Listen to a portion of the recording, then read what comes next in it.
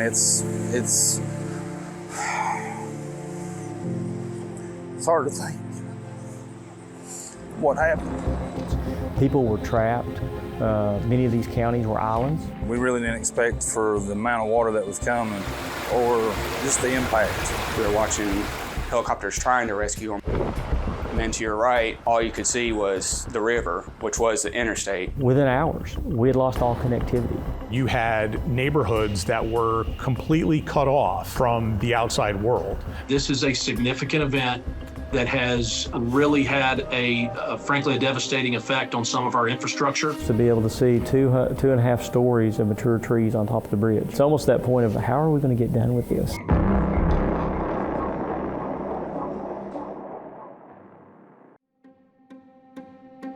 I think the heaviest of rainfall probably comes Thursday night into Friday morning.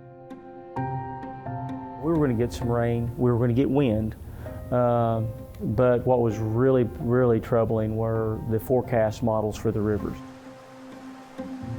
We were actually anticipating some high water. I think we came in that night at midnight, the night before the actual hurricane came through. Starting even before it was Thursday afternoon or Friday, we mobilized our strike force teams, which are groups of maintenance and construction personnel that we have prepared to respond to incidents like this. So we already budget for that type of thing. What you cannot budget and plan for is rainfall events that are this significant. We knew that we were going to get a lot of rain in East Tennessee. I don't think anybody really anticipated what we saw.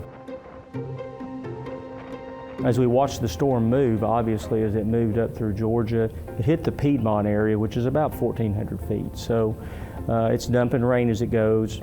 And then you get into Mount Mitchell and Roan Mountain, you go to 6,600 feet. When that super saturated moisture hits those mountains, moves up in elevation, it essentially squeezes all that moisture out of those clouds, meaning that you're going to get 30 plus inches of rain on mountain slopes in the headwaters of these rivers is exactly what happened. What we were starting to see were spikes in the river flows that were historic in nature, and certainly when you talk about the Nolichucky River, the Pigeon River, and a lot of those that feed out of North Carolina, that began to be the first thing that, hey, this could be a significant impact to our infrastructure. I'm getting reports early, hey, we got high water marks in some places, we're seeing down trees, some spotty flooding. I worked a lot of flooding in the past. One of the guys I had with me, we were going down the Interstate 26, and I told him, I was like, it's not going to be that bad. We went down the road 2 or 3 miles and turned around and came back,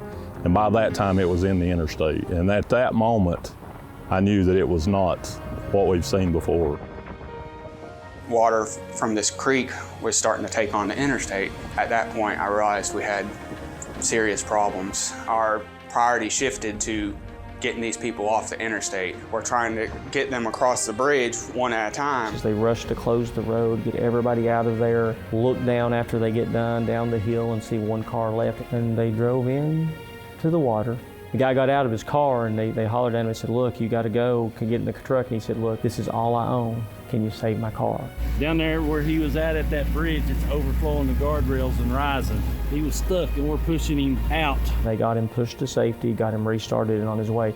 We didn't even realize that we lost the interstate bridge till later in the night when the water started receding.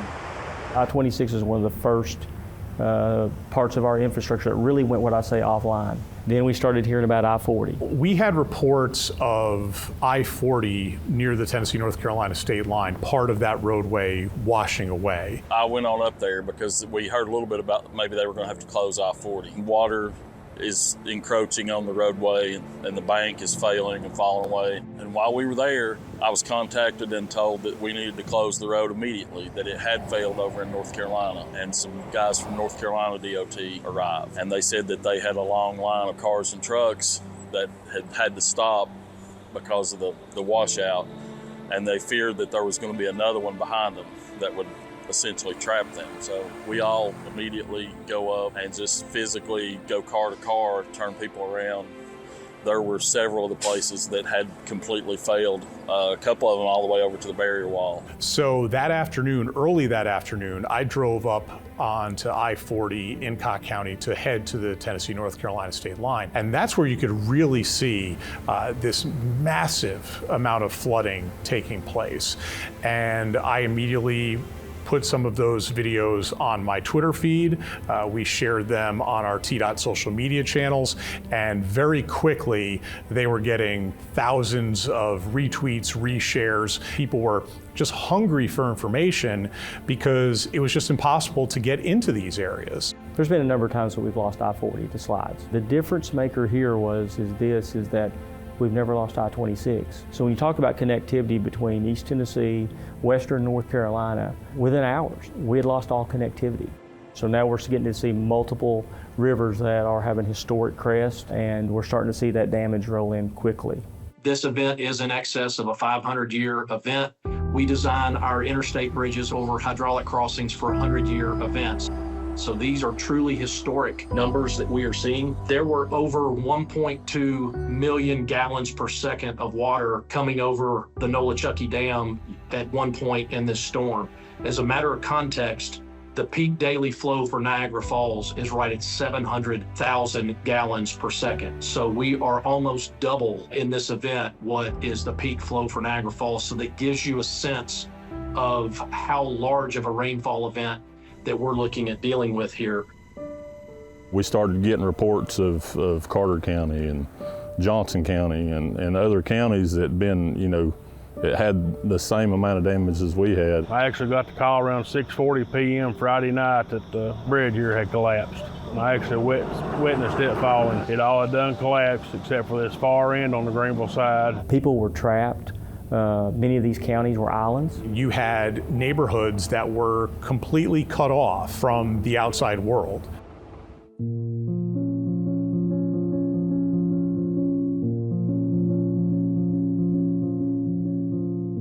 I mean, you think about the first 100 hours, right? And a lot of people don't think about transportation, but it's ESF1. It's that first essential function. You do not get fire and safety. You can't evacuate people without transportation infrastructure, and so it's at the very tip of the spear when you respond to an incident. The priority is really driven by the connectivity.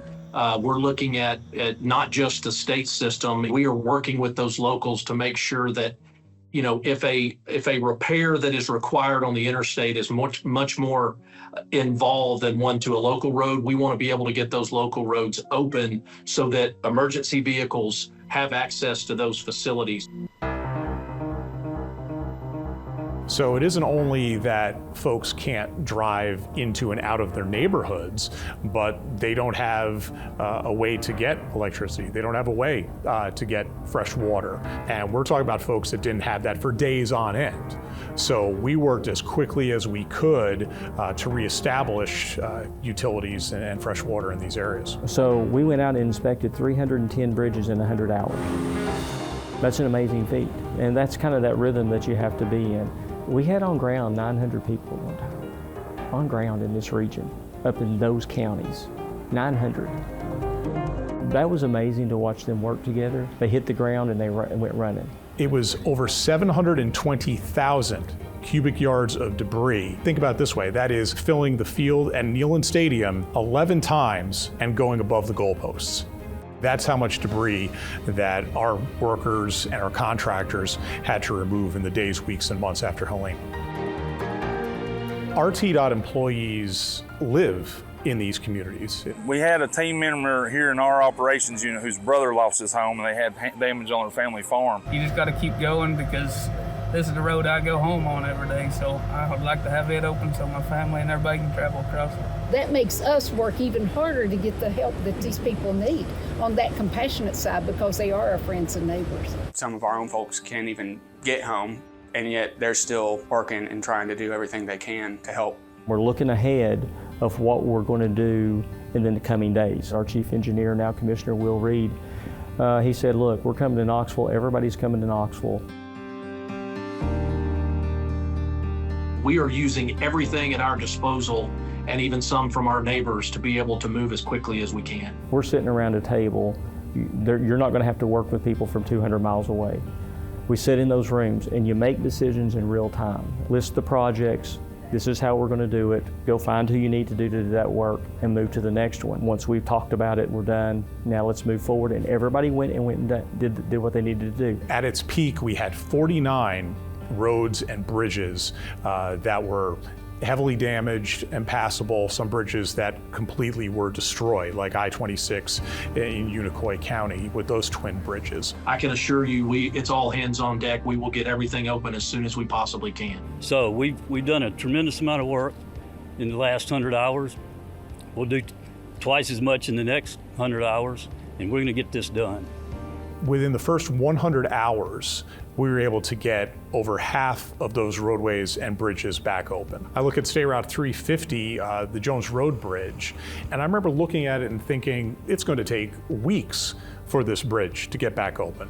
And they were able to get it back open in a matter of days. So we have to be very fast and efficient in what we're doing and really make hay in those first 60 days.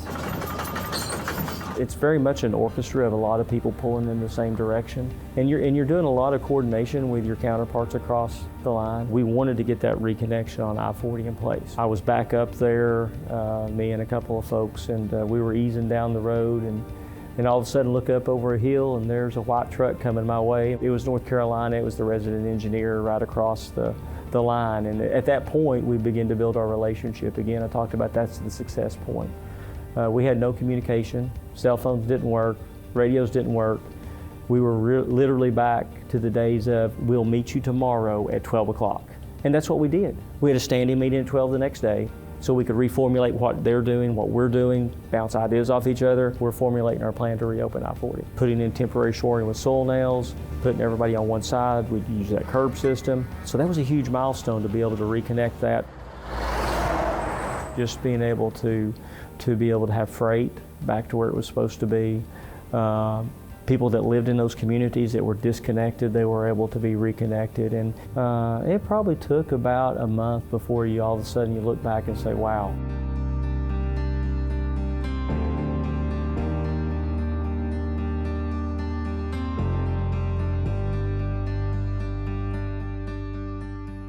I felt really good about the progress after the first 30 days. We were hitting the targets we wanted. One of those was the big ones, probably the elephant in the room, was I-26. So what we did was, well, let's build a causeway to the first pier, put a temporary fill in, and let's get 2 lanes open. And those were big accomplishments to be under 30 days to restore that traffic to 1 lane in each direction.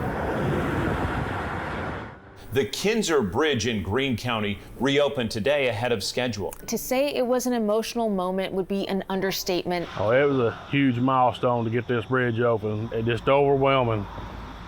See the support that we had from our local folks, from PDOT, our contractors, just everyone involved. It's just so heartwarming to see it. I looked at State Route 81 in Washington County. This was one of those bridges, one of a few bridges that we were able to get open a lot quicker than we normally would. My wife is a school teacher down here. This is her main drive, and all year last year she would come home and she'd say, well, they got concrete poured, they got rock poured, and she was really happy about it. You see a car go across the Taylor Bridge for the first time, that's a good day. The amount of joy that you have, because not only for your work, the work that we do, getting from here to there is going to be so much easier, but then you think about all the families and all the people in the community that use this bridge every day. It's a beautiful sight. I mean, you come through here and the morning of the flood, we came to right up there where the barn's at, and water was coming over the bridge at that point. And to see it now with traffic on it, it's a good sight. You don't get much better than that right there. Our people are always raising the hand and saying, when can I go?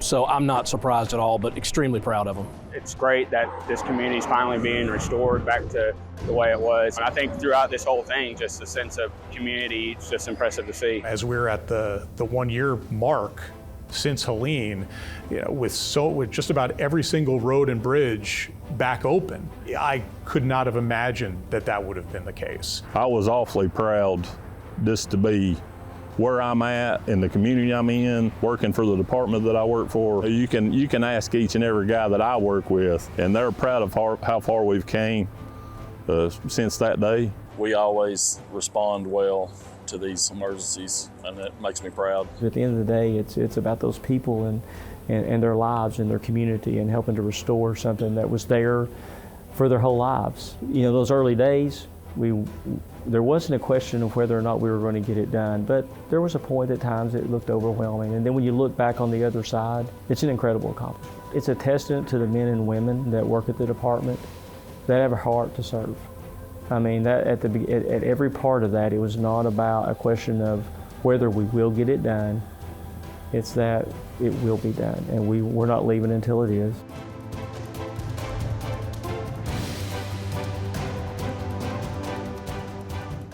You know, as we worked along this, nobody was looking at what we can't do. It's how can we do, and you can't be more proud of the way people work in the midst of the storm.